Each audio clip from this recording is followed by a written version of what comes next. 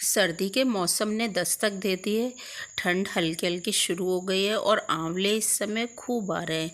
तो अभी सर्दी की शुरुआत है, तो फटाफट से ये रेसिपी बना लीजिए। ये आपको सभी बीमारियों से दूर रखेगी। सर्दी, खांसी, जुकाम, हल्की फुल्की ये जो बीमारियां होती हैं इनसे सबसे दूर रखेगी और इम्यूनिटी बूस्टर का काम करेगी। तो बिना स्किप किए हुए पूरा वीडियो देखिएगा। मैंने यहाँ पर आधा किलो आंवले लिए हुए। आप कोई भी छोटे बड़े किसी भी तरह के छोटे बड़े साइज़ कैसे भी आंवले ले सकते हैं, उसमें कोई प्रॉब्लम नहीं। बस उसमें कोई कट वगैरह का निशान ना हो। हल्का फुल्का दागे तो वो चल जाएगा, लेकिन कट ना लगा हो उसमें। इस तरीके का आप आंवला ले सकते हैं। देखिए ये इस तरीके के आंवले आप छोटे बड़े, ये जो कट ये है ना मार्क, ये चल जाएगा। बस इसमें कहीं पर भी कट ना हो।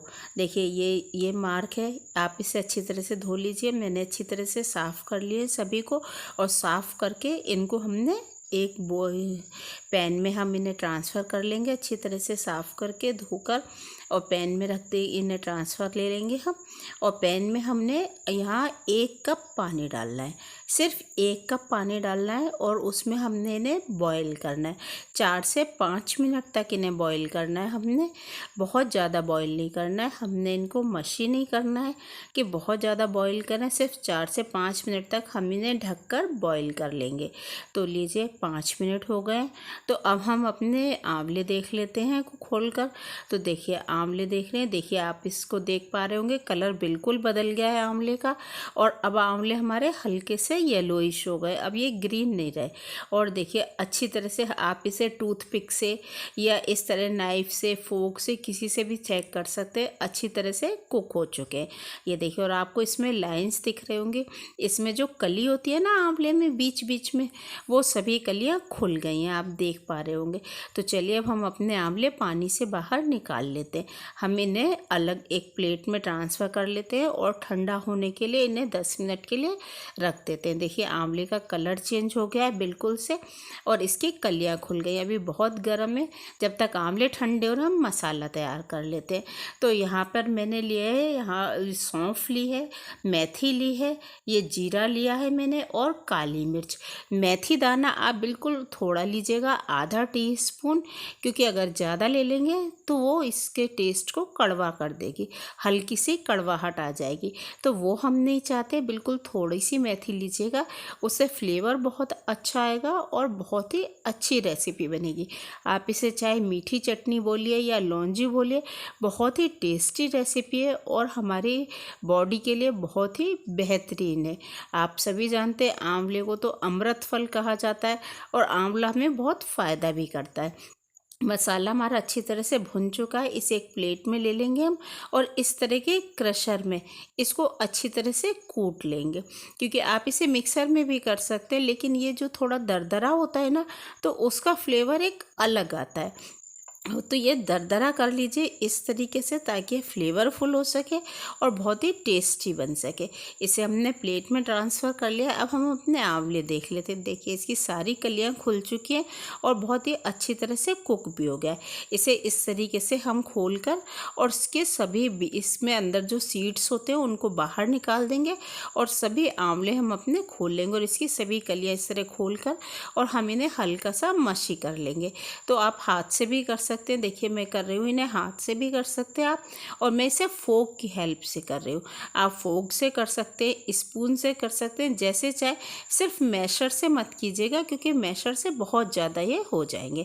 ये देखिए मैंने सभी को कर लिया है इस तरह से मशे। अब यहाँ 2 स्पून मैंने ऑयल डाला है पैन में। आप इस रेसिपी को घी में भी बना सकते हैं। मैंने यहाँ ऑयल में यूज़ कर रही हूँ, कोई भी आप कुकिंग ऑयल ले सकते हैं। तो यह ऑयल गर्म हो गया। अब मैंने यहाँ मस्टर्ड सीड्स डाले हैं इसमें, और ये थोड़ी सी सौंफ डाली है, 2 सूखी हुई लाल मिर्च, 1 तेजपात का पत्ता, और आधा टीस्पून हींग डालिए। इस रेसिपी में हींग थोड़ी ज़्यादा लगती है, तभी फ्लेवर बहुत अच्छा आता है। क्योंकि ये अचारी मसाले हैं, इसमें हींग का फ्लेवर बहुत ही बेहतरीन होता है और टेस्ट भी बढ़ाता है। इनको फ्राई करने के बाद हमने जो मसाला क्रश करके रखा था ना, उस मसाले को हम इसमें ऐड कर देंगे, और उसको भी अच्छी तरह से हम यहाँ भून लेंगे। अब ये मसाले हमारे भुन गए। अब इसमें हमने जो आंवले मशी करके रखे थे उनको फ्राई कर लेंगे। तो यहाँ मैंने 2 से 3 मिनट तक बढ़िया तरीके से भूनेंगे आंवले को, ताकि ये सभी मसाले इस आंवले में रच बस जाए, बहुत ही अच्छी तरीके से ये कोट हो जाए। तो इसे अच्छी तरह चलाते हुए हम 2 से 3 मिनट तक इसी तरीके से भून लेंगे।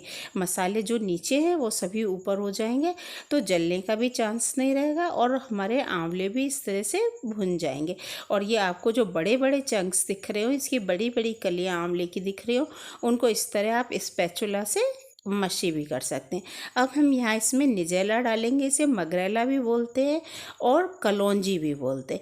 आधी टीस्पून डालिएगा, लेकिन डालिएगा ज़रूर, इसका फ्लेवर बहुत अच्छा आता है। और टेस्ट के अकॉर्डिंग नमक डालिएगा, हम जो नॉर्मल नमक खाते हैं वही डालिएगा, काला नमक यूज़ मत कीजिएगा, क्योंकि उससे इसका कलर थोड़ा डार्क हो जाएगा।